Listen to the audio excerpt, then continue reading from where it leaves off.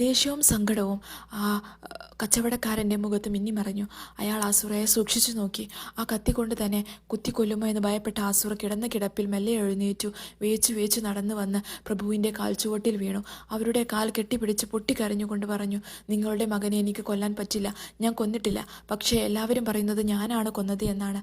മാസങ്ങളായി എൻ്റെ മടിയിൽ കിടന്നതാണ് അവൻ വളർന്നത്. ആ കുഞ്ഞിൻ്റെ കഴുത്തിൽ കത്തിവെക്കാൻ എന്നെ കൊണ്ട് പറ്റില്ല. ഒരു ഉറുമ്പിനെ പോലും നോവിക്കാൻ എനിക്കാവില്ല. പ്രഭു അവരെ എഴുന്നേൽപ്പിച്ചു. അവരുടെ മുഖത്തേക്ക് സൂക്ഷിച്ചു നോക്കി. ആസുറ ബീവിയുടെ കണ്ണുകളിൽ നിരപരാധിത്വം തെളിയുന്നത് കണ്ട പ്രഭു ആസുറ ബീവിയോട് പറഞ്ഞു, ഇല്ല പെണ്ണെ, നിനക്ക് എൻ്റെ മകനെ കൊല്ലാനാവില്ല. അതിനുള്ള മനക്കരുത്ത് നിനക്കില്ല. പക്ഷെ നീ ഒരു കാര്യം അറിയണം. കുറച്ച് ദിവസങ്ങളായി എന്നെയും നിന്നെയും സംബന്ധിച്ച് ഇവിടെ ചീഞ്ഞു നാറുന്ന ഒരു അവിഹിത ബന്ധത്തിൻ്റെ കഥ പരക്കാൻ തുടങ്ങിയിട്ടുണ്ട്. ആരാണ് അതിൻ്റെ പിന്നിലെന്ന് എനിക്കറിയില്ല. പലരും ചോദിച്ചിട്ടുണ്ട് നിന്റെ വീട്ടിലെ പെണ്ണും നീയും തമ്മിലുള്ള ബന്ധം എന്തായെന്ന്. പക്ഷേ മറുപടി കൊടുക്കാൻ എനിക്കായില്ല.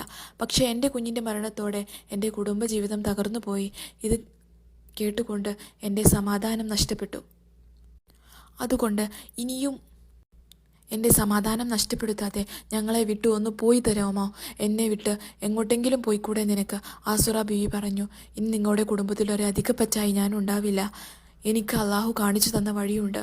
ഒരു മനുഷ്യൻ്റെ ഭാവി എങ്ങനെയാണ് വേണ്ടത് എന്ന് തീരുമാനിക്കേണ്ടവൻ അള്ളാഹുവാണ്. അത് നിങ്ങളെ ബുദ്ധിമുട്ടിക്കാൻ ഞാൻ ഉണ്ടാവില്ല. എന്തായാലും ഒരു കാര്യത്തിൽ എനിക്ക് സമാധാനമുണ്ട്. എല്ലാവരും എന്നെ തെറ്റിദ്ധരിച്ചു. പക്ഷേ പിതാവായ അങ്ങ് മാത്രമാണ് എന്നെ വിശ്വസിച്ചത്. നിങ്ങൾ എന്നെ കുറ്റക്കാരിയാക്കിയില്ലല്ലോ. എനിക്കത് മതി. ആസുറ അകത്തു പോയി പർദ്ദ ധരിച്ച് മുറ്റത്തേക്ക് ഇറങ്ങി വന്നു.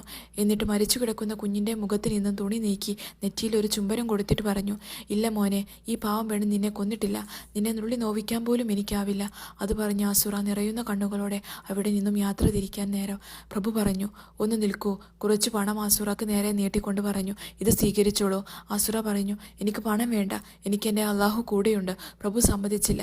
അവർ പറഞ്ഞു, ഈ പണം നിന്റെ യാത്രയിൽ ഉപകരിക്കും. വാങ്ങിക്കാൻ സമ്മതിക്കാതെ ആയപ്പോൾ പ്രഭു പറഞ്ഞു, ഒരു സഹോദരൻ തരുന്ന പോലെ കരുതി ഇത് സ്വീകരിക്കണം. പ്രഭുവിൻ്റെ ആ നല്ല മനസ്സറിഞ്ഞ് രണ്ട് കൈയും നീട്ടി കണ്ണുനീരോടെ അത് സ്വീകരിച്ചു.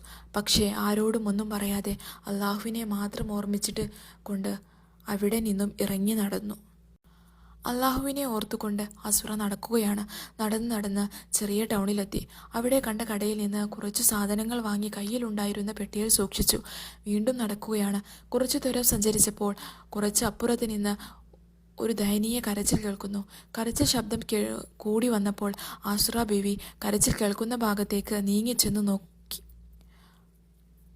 നോക്കുമ്പോൾ കാണുന്നത് ഒരുപാട് ആളുകൾ കൂടി നിന്ന് അതിലൊരു മനുഷ്യനെ മലർത്തി അവനെ മറ്റുള്ളവർ ആക്രമിക്കുകയാണ്. ഇത് കണ്ടപ്പോൾ ആസുറ ബീവി ചോദിച്ചു, നിങ്ങൾ എന്തിനാണ് ഈ പാവപ്പെട്ട ഈ മനുഷ്യനെ ആക്രമിക്കുന്നത്? ആ സമയത്ത് അവിടെ കൂടി നിൽക്കുന്ന ജനങ്ങൾ പറഞ്ഞു, ഇവൻ 300 ദീനാർ കടം വാങ്ങിയിട്ട് ഇതുവരെ തിരിച്ചു തന്നിട്ടില്ല. ചോദിക്കുമ്പോൾ ഓരോരോ കാരണങ്ങൾ പറഞ്ഞു ഒഴിഞ്ഞു മാറുകയാണ്. ഇതുകൊണ്ട് ഇവനെ ഞങ്ങൾ തല്ലിക്കൊല്ലും. നിങ്ങൾ അവനെ വെറുതെ വിട്ടേക്കൂ. ആ 300 ദീനാർ ഞാൻ തരാം. അത് കേട്ട ആസുറ ബീവി പറഞ്ഞു. അങ്ങനെ ആസുറ ബീവിയുടെ കയ്യിൽ ബാക്കിയുണ്ടായിരുന്ന 300 ദീനാർ അവർക്ക് കൊടുത്തു. ആ മർദ്ദിതനെ അങ്ങനെ മോചിപ്പിച്ചു.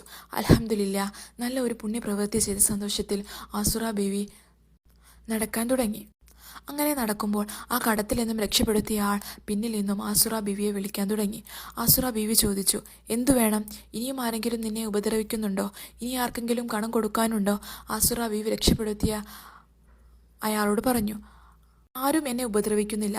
ഇനി ഞാൻ ആർക്കും കടം കൊടുക്കാനുമില്ല. എന്നെ ആ കടക്കാരൻ്റെ കയ്യിൽ നിന്നും രക്ഷപ്പെടുത്തിയ വകയിൽ ഞാൻ നിന്നോട് നന്ദി പറയാൻ വന്നതാണ്. ആസുറ ബീവി പറഞ്ഞു, നന്ദി അള്ളാഹുവിനോട് പറയുക. ഞാനൊരു നിമിത്തമായെന്ന് മാത്രമാണ്. ഇത് പറഞ്ഞ് ആസുറ ബീവി വീണ്ടും നടക്കാൻ തുടങ്ങി.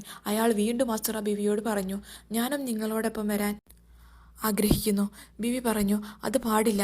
നിനക്ക് നിന്റെ വഴി, എനിക്ക് എൻ്റെ വഴി. പക്ഷെ അയാൾ ആസുറ ബീവിയെ വിടാതെ പിന്തുടർന്നു. ഇത് കണ്ടപ്പോൾ ആസുറ ബീവി നടത്തത്തിന് സ്പീഡ് കൂട്ടി. അവനും നടത്തത്തിന് സ്പീഡ് കൂട്ടി.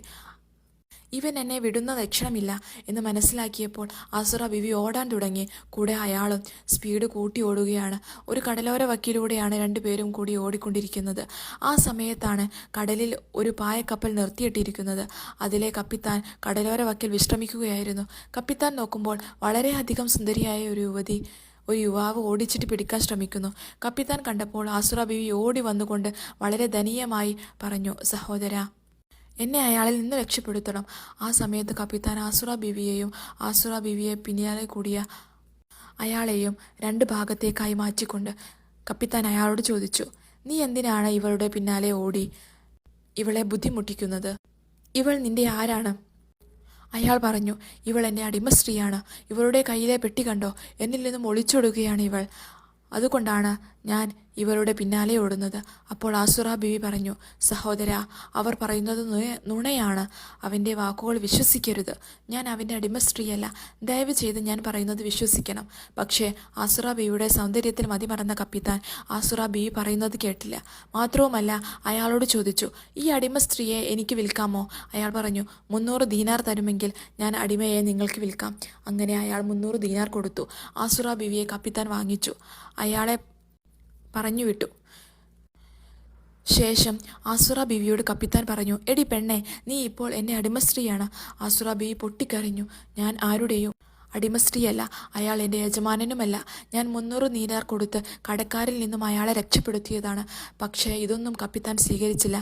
പിടിച്ചു വലിച്ച് കപ്പലിലേക്ക് കൊണ്ടുപോയി ഒരു റൂമിലേക്ക് തള്ളിയിട്ടു. നീ എവിടെ കിടക്ക്, ഞാൻ ഇപ്പോൾ വരാം എന്ന് പറഞ്ഞ് പുറത്തേക്ക് പോയി. അവിടെ ഇരുന്ന ആസുറ ബീവി കഴിഞ്ഞുപോയ കാര്യങ്ങൾ ആലോചിച്ചു കരഞ്ഞു. കയ്യിലുണ്ടായിരുന്ന പെട്ടിയുടെ മേലെ തല വെച്ച് അവിടെ കിടന്ന് തളർന്നുറങ്ങിപ്പോയി. അല്പസമയത്തിന് ശേഷം കപ്പിത്താൻ വന്ന് ആസുറ ബീവിയുടെ തൊട്ടരികിൽ ചെന്നിരുന്നു. പെട്ടെന്ന് ഉറക്കത്തിൽ നിന്ന് ചാടി എണീച്ച ആസുറ ബീവി കാണുന്നത് തന്നെ കീഴ്പ്പെടുത്താൻ ശ്രമിക്കുന്ന കപ്പിത്താനെയാണ്.